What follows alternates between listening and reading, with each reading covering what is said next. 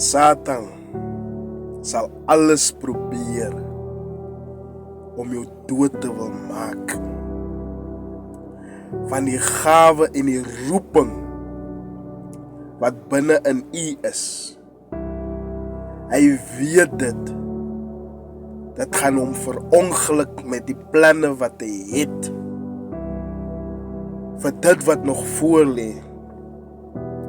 Weet u hoekom kry u altyd sulke probleme en stryde op die pad? Dit gaan nie oor